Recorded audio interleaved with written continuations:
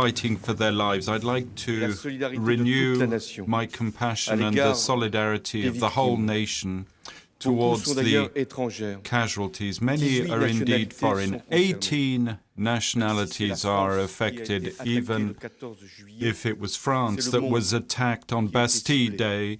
It is the world that was targeted by the terrorists.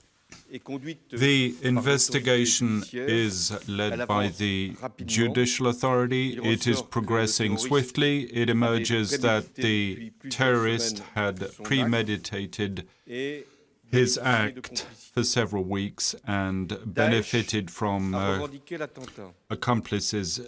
Daesh has claimed responsibility for the attack, and there's no doubt that the killer drew inspiration from its propaganda to commit his heinous crime. The whole truth will be indicated on the causes of this tragedy and the possible terrorist networks. Full transparency will be established regarding the events that occurred and the preparation for the security for the fireworks on the 14th of July in Nice. Bernard Cazeneuve, the Minister of the Interior, who enjoys my full confidence, has committed to that, and the report from the police inspectorate will be published next week. But we must consider the events and the threat as it is.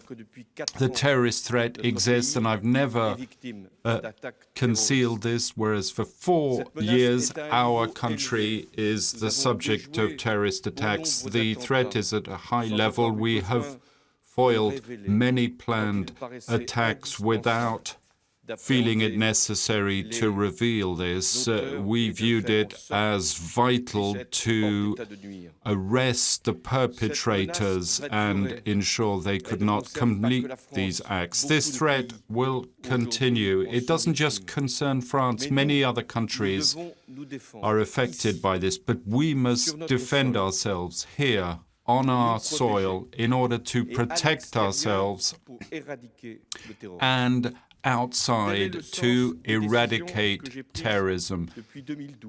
That is the meaning of the decisions that I have taken since 2012 with the counter-terrorist laws, with the law on intelligence and the law that was adopted a few weeks ago on criminal proceedings and the fight against organized crime.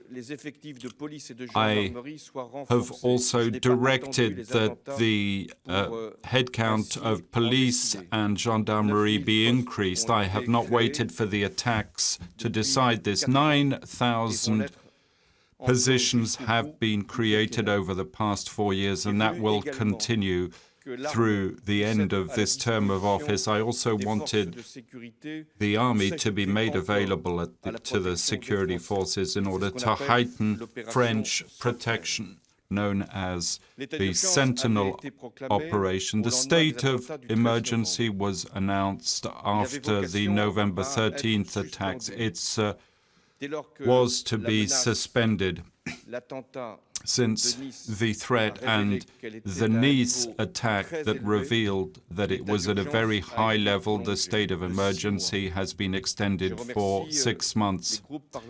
I'd like to thank the parliamentary groups which, beyond political sensitivities, rapidly agreed to implement this act. It provides us with the means to investigate and search over and above current criminal procedures, but it doesn't protect us from everything. I've therefore decided with Manuel Valls' governments to increase to 10,000 over the summer period the number of military personnel who will protect the summer festivals and gatherings over the period, recreational and leisure centers where the French and many foreign tourists will be whom we will be receiving. I've also called upon the operational reserve of the gendarmerie and the police force. 15,000 men and women will be mobilized at the end of this month to complement still further the operational availability of security forces across the country. We will even supplement these human resources by calling upon army reservists. These are seasoned professionals who will be able to provide support. I've also called upon young people who wish to provide support in the form of civic service or joining the gendarmerie or police services, because we must constitute a fully fledged national guard so that we can ensure, next to our security forces in the legal framework, enjoy the full support of the nation, because it is within ourselves that lies the response. What are the terrorists seeking? To scare us, to separate us, to cause disunity and division, to sow hatred and discord. Our unity and our cohesion are critical if we want to meet the challenge. Similarly, terrorists want us to give up freedom and the rule of law. And it is there that they are testing us to sow the seeds of discord, promote confrontation, and lead and promote stigmatization of a religion. Islam has its place in the Republic, but Islamism and fundamentalism is our enemy. I must act with the government firmly without losing sight of what we are. France, yes, closing places of worship where hatred or intolerance is fomented. We have done that and we'll do it again. Search, place under house arrest, monitor individuals. We did that during the state of emergency. We will do it again. Apprehend administratively individuals to conduct the relevant investigations, to ensure surveillance. That is what we will do. But not to respect the Constitution and the fundamental rules of law would be tantamount to losing ourselves and the battle against terrorism. This battle, this war is waged outside, in Syria and Iraq. On July 14th, I announced, even before the Nice attack, the strengthening of our military support to the Iraqi army. This morning at the Defense Council meeting, I decided, as part of the anti-ISIS coalition, to make available to the Iraqi forces artillery means.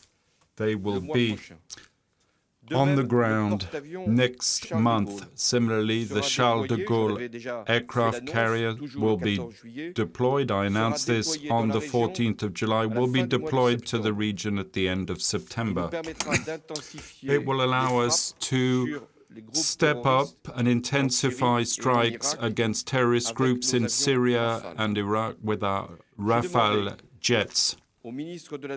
I've also asked the Defense Minister to inform the Parliament as of next week. It's not a question of changing the nature of our intervention. We support our allies in Iraq and Syria, but we are not deploying troops on the ground.